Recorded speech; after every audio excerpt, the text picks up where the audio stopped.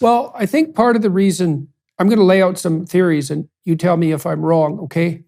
I think part of what happened to Trump was that tough part of him played well, especially to working class people. And I think that there was an element of that was very genuine, especially contrasted with Hillary Clinton and the Democrats, what would you call it, patronizing attitude towards working class people. And Trump could speak to people directly, and he had that bluntness that disarmed them in some sense and made them believe that he was, at least in many ways, dealing an honest hand. Now, he suffered a tremendous amount of assault through vitriol when he was running for president and when he was president, probably more than any president that I can remember, including Richard Nixon, who I think might have run second for having most abuse dumped on him. And whether or not that's deserved is independent. I think in Trump's case, it was over the top in quite a remarkable way. And so I think that probably elicited more of that bullying behavior that might be perhaps a weakness. I've been trying to understand him. And the bullying, the last interview you did with him, I believe, one of the things I noted about Trump was that he would do something about every 10 minutes that was markedly out of the ordinary conversationally. And so I watch for that because I'm a clinician. And so I always watch people talk to see when they're going off script, let's say, because there's always something underneath that. And one of the things Trump does, and I don't know how much of this is conscious and how much of it is reactive and how much of it has become habitual, is he'll say utterly proper, he'll make statements that are way over the top. So I think he said, for example, when you were interviewing something like, I tell the truth more than anyone ever has in history. And then he said about 10 minutes later, something like, I've run the best administration in American history. And they're over the top, preposterous statements. And they have this self-aggrandizing element that's got a juvenile flavor to it. And I'm not doing a global critique of Trump's personality because I suspect, as you've already indicated, that he's a multifaceted person.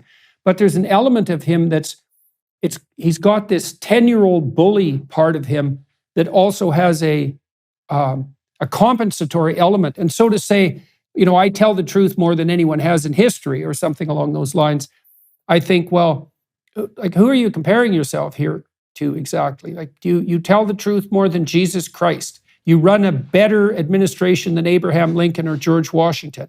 And it's marked because people don't generally do that in conversation, right? They don't come out with a preposterous statement about how remarkable they are with some degree of regularity.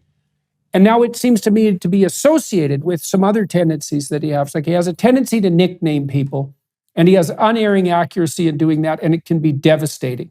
And that also reminds me of someone who's like a very professional 11-year-old bully. And a few of them can bring a teacher to their knees if their attacks are targeted. And they can certainly do that with their classmates. And so I wonder with Trump if he's pushed into a corner because of all the vitriol. The bullying and braggadocio tendency has become exaggerated.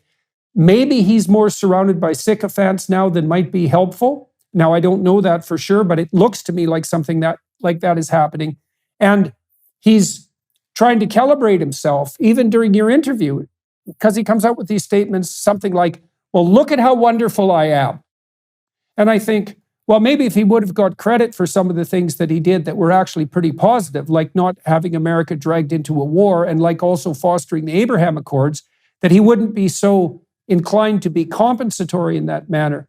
And then that bullying tendency seems to me the inverse of that is this victimization routine, which he's wandered into. Now, Trump claims the elections were stolen by corruption.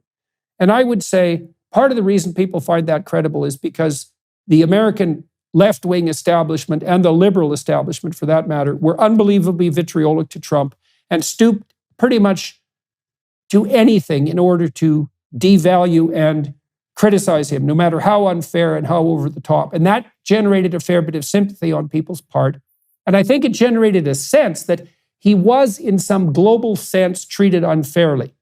But I can't see that there's any legal evidence that's been compelling that he's been able to bring forth that the elections were legally conducted in an improper and corrupt manner. And so then what I see happening with Trump is that he's fallen prey to the very victimization narrative that he purports to stand against. And so he's gone off brand. It's like, well, Mr. Trump, you're the winner. You're the guy who doesn't have things stolen from him by callow fools. You're the leader of the free country. You can stand up to the dictator of North Korea and to Vladimir Putin himself. You're a winner. And that's your brand. And yet the election was stolen from you. And now your story is it was stolen and everything's corrupt and all the institutions are corrupt, which is exactly what the left-wing radicals are saying. And there's very little positive messaging tied up in that, and it's hamstringing the Republicans. And so, well, that's how it looks to me. And so I'm wondering, you know Trump very well. Am I not giving the devil his due in this situation? Am I off in my analysis in some important way? No, I think you're spot on. And I think some interesting points you raised there. I mean, I've always thought Trump is a unique character in that he has the thickest skin of anybody I've ever seen in public life and also the thinnest skin. So he'll react with ridiculous oversensitivity to every slight and come out punching, but he's able to withstand the kind of pressure or scandal that would engulf and destroy every other politician I've ever encountered. So he's a unique hybrid of thick and thick skin. I think that his book is very educational, The Art of the Deal. It's a really entertaining read and actually has a lot of good business stuff in it. So I recommend people, if you just want to read it, it's quite fun. Remember, he's a real estate tycoon in Manhattan. His whole persona for 50 years before he became president was to show off, embellish, and exaggerate everything. Every one of his buildings, you can imagine the pitch. This is going to be the greatest building New York's ever seen. That was in his DNA. So it's perfectly normal for me that he would take those kind of natural traits to the presidency and continue to be self-aggrandizing in the way he was about his buildings. He'd done it for 50 years. That's how he squeezed big prices for his buildings. Everything was the best and the greatest ever seen. Yeah, well, that's part of that American salesman routine, right? I mean, that's deeply embedded in the American DNA. Right, he's not the only New York real estate tycoon who's like that. Trust me, I've met a few. But I also think that he also in the book says if somebody punches you, punch them 10 times harder. Right, that was in his DNA too. Trump has come from a rough old school of New York business people where the ones who survive and thrive are the ones who, if they get hit, metaphorically or perhaps even physically, they hit back 10 times and harder. That's always been Trump's way. So if you insult him, he'll come for you hard. And if you can survive that, well, good. But many people, including all the candidates in 2016 on the Republican side, they couldn't withstand the nicknames. I mean, the nickname thing was fascinating. To watch him call Marco Rubio Little Marco, and you suddenly thought, wow, he is quite little, isn't he? Low energy Jeb, about Jeb Bush. But Bush couldn't work out whether to carry on being himself and potentially radiate low energy, or what he ended up doing, which was being sort of like a hyper bunny, going way too far the other way to contradict the rumors of being low energy, and he looked completely insane. So Trump was able, and lying Ted about Ted Cruz, crooked Hillary, simple tags they found very hard to struggle. Yeah, he was very good at that. He's a brilliant marketer. Mm-hmm. He knows how to sell things. He knows how to market things. And he knows how to do it in a very damaging way to opponents. And he is look, he always said to me, people want me to change. Because I said, why don't you dial down the Twitter rhetoric a little bit? Just try to be a little bit more appealing to middle America, to the independents perhaps, who are not like diehard MAGA fans. And he said, why should I dial down anything? I've become the president of the United States, despite being the most underqualified candidate in history. Why should I change?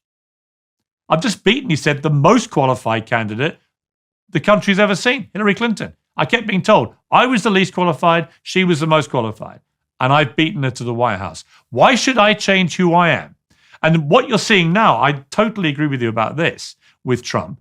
He's becoming the very thing he hates most, the biggest, sorest loser in the world. Yeah, right. And I've tried to tell him, this is just, you've got to leave 2020. Nobody cares. Everyone's looking forward to 2024.